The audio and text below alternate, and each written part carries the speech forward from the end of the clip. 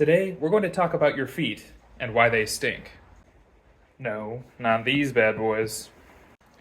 I mean these. Many turners overlook the foot of their bowl, but I promise you that your customers don't. For whatever reason, at craft fairs, the first thing your customer will do is pick up the bowl and turn it over. And we absolutely cannot let them see this when they do. If you make this kind of foot a lot and you're feeling a little attacked right now, good. You're better than this. We're all better than this. For one thing, this type of foot means the bottom of your bowl is way too thick. Second, this is just uninspired design. This type of foot screams, "This is my first bowl, please be gentle." Don't put your brand or signature inside a foot like this. You have the potential to be great. This is bad. But don't worry, fixing it is easier than you think. Let's talk about a couple of ways to give your bowls the fit, sexy bottom they deserve. To make your new foot styles easier to talk about, I've divided them up into 3 categories. No foot, fancy tenon, and fancy mortise. Let's start with no foot and work our way up. This is the simplest, yet in some ways most expensive and time-consuming foot design for a bowl. This style requires you to take your previous, flawlessly turned, nearly complete bowl and flip it around on the lathe one more time to remove the foot. To achieve a footless design, you can use coal jaws and Longworth chucks, a vacuum chuck, or a friction chuck and live center. A quick note before we get into these methods. No foot should not mean no style. While a plain foot is still better than a naked mortise, we should still try to add a little flair to the bottoms of our footless pieces, whether that's through decoration or a brand or a signature. For the record, I know approximately 9,486 turners who use 2 lines in the bottom of their pieces as their signature, so feel free to use it, but understand that you're definitely not the first. The main rule with any of these methods is to turn slowly with sharp tools once your piece is remounted on the lathe. Destroying a piece at this stage is a heartbreaker, so take your time and hit your sharpening wheel one last time. It's worth it. These fancy jaws are called coal jaws, and they look like the solution to all of your foot removing problems, don't they? Don't get me wrong, they can be a useful tool, but there are a couple of things worth knowing about them before you dive in. First, they have a speed limit. I wouldn't spin mine faster than about 750 RPM under any circumstances. Second, these little feet can leave nasty marks on your beautiful bowl. This can be mitigated by putting a shop towel on the jaws before you mount your bowl. Third, they're an extra piece of kit. They cost money, and the coal jaws can occupy a whole chuck on their own, which costs even more money. Once you take the necessary safety and cosmetic precautions, removing a foot with the coal jaws or the Longworth chuck is actually pretty straightforward.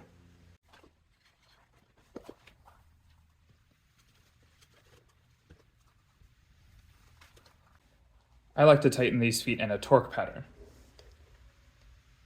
So I'll tighten one, rotate a couple, tighten another foot, rotate another, tighten that foot, and so on until you've done all the feet. This keeps the bowl from moving too far off center. Now just tear away the excess shop towel, and you're ready to start removing the foot.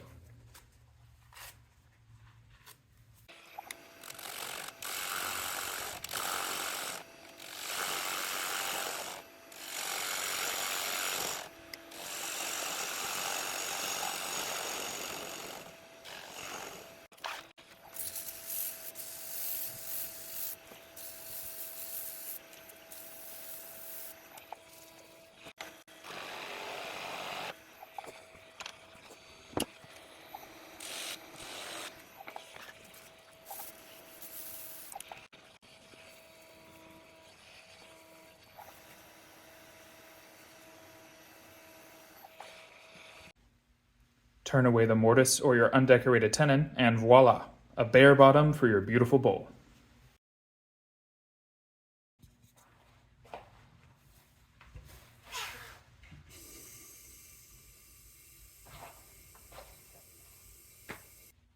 Vacuum chucks, I have to say, are pretty darn cool, if not a little fiddly. They're not cheap either, especially if you don't have an air compressor or fairly serious vacuum pump handy. I won't go into all of the details on these since it's a long subject, but just know that the rules are the same as they are for the coal jaws. Sharpen your tools and turn slowly. I personally like my vacuum chuck a lot. and the chuck heads make pretty good friction blocks as well. But if this is the route you choose to take, there are more knowledgeable turners on this subject that you should consult.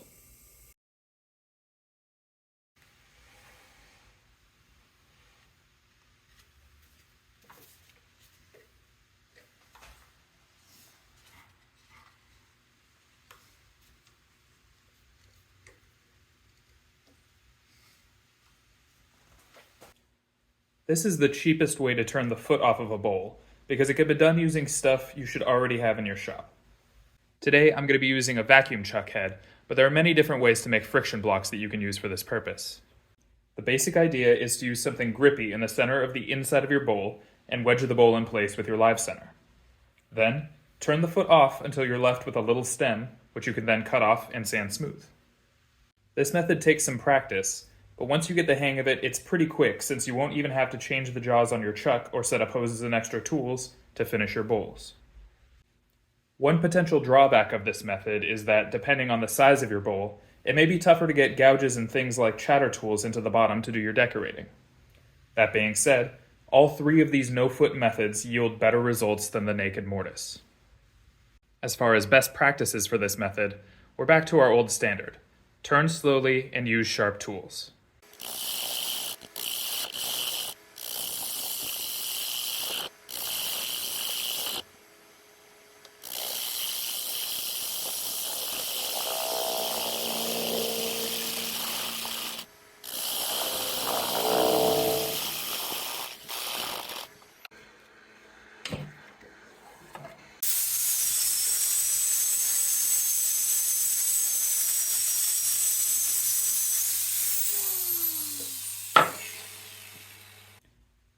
With all of these no-foot methods, it's worth remembering that the principles of good bowl design still apply.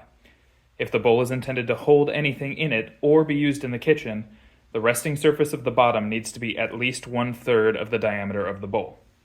Otherwise, somebody's going to unintentionally toss their salad at your dining table, and I think we'd all like to avoid that. Now let's talk about footed designs for bowls, starting with fancy tenons. Tenons are probably the safest way to grip a bowl when you're hollowing out the inside, and as an added bonus, they can also make a lovely foot that elevates a bowl off the table and beautifully displays the curvature of the outside.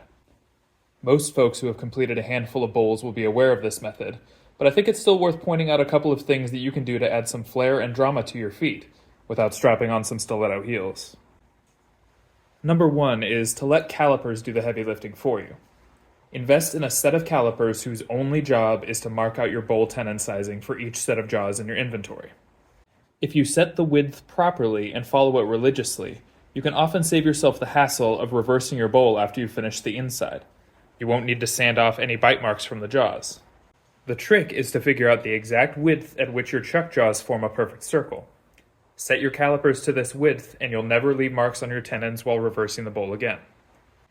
All the same, I think that you should still decorate the bottom of your tenons somehow, whether that's with a brand, a logo, a signature, a chatter tool, a spiral tool, or whatever you have handy. The fact that your bowl has a foot won't miraculously dissuade your customers from turning your bowls over, and leaving a little Easter egg on the bottom is still the best way to show them that you've carefully crafted this piece from top to bottom.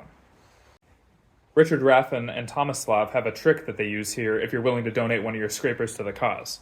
I'll link to that video in the description. Number 3 is don't be afraid to experiment. Try turning a bowl with a tenon that is at the maximum height that your jaws will allow. Try turning one with the smallest tenon your jaws will still safely grip. Put a bead on a tenon. Put a cove on one. Dovetail one in at the angle of your chuck jaws. In short, try something out. Take a flyer. Take a calculated stylistic risk for the good of your inner artist. All poetics aside, let's move to my favorite type of foot: fancy mortises. Now, I know what you're thinking right now. Isn't that just a tenon? And to be honest, you're not totally wrong. It is a sort of tenon, but it hides a secret. It's actually a mortise. And turning a bowl with a mortise in this manner gives you enormous freedom. Let's talk about why.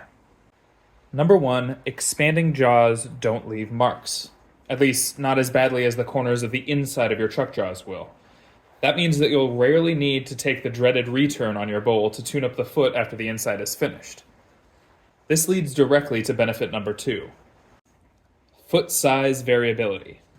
Using a mortise gives you a ton of freedom in terms of sizing your foot. Because your tenon needs to be one exact size to avoid jaw marks on your foot, if you want to turn another size of foot, you will need to buy another set of jaws. With a concealed mortise, you can make any old size foot on the outside and simply hide a mortise here in the bottom. Number 3, decorate the foot without damaging it. When you use the internal mortise, you can do basically whatever you want with the outside of your foot because you don't need to worry about gripping the outside of the foot in your jaws later. Go crazy. Beads, spirals, coves, burn lines, whatever you want. It's a blank canvas that can radically alter what people think about your bowl. Here are a couple of tricks to help your fancy mortises work their best. The number one trick to make your mortise work better is to go slightly deeper on the inside than you do on the outside. The reason for this is that when your jaws start to expand into the mortise, they're using the entire rest of the outside of the bowl as support rather than just the foot. This means that you can turn significantly thinner feet than you might otherwise. If you leave this foot nice and thin and that's the only thing holding this mortise together, as your jaw expands into it and you apply torsional forces on the bowl while you're turning it, this foot is liable to snap right off. By going just a couple of millimeters deeper in the center, you're actually getting the support of the entire breadth of the outside of the bowl. You can also turn feet that are absolutely whisper thin. If you use this method, we could have the foot end right about here, turning an essentially hollow, thin foot, because we're getting the support of the rest of the bowl on the outside. We're not relying on that foot to hold the bowl on the chuck. My number 2 trick is to slightly dovetail the mortise. Your chuck jaws are dovetailed on the inside and the outside, so cut your mortise to match. Use a skew or a custom ground scraper to get this angle correct, which will increase the surface area of the jaw that contacts the inside of the mortise, resulting in greater safety and fewer visible marks. By now you should have some ideas about what to do with the foot of your bowls, and hopefully at least a couple that don't require you to buy any new equipment. With these new techniques, you can stop making these and start making something that represents your skill as a turner.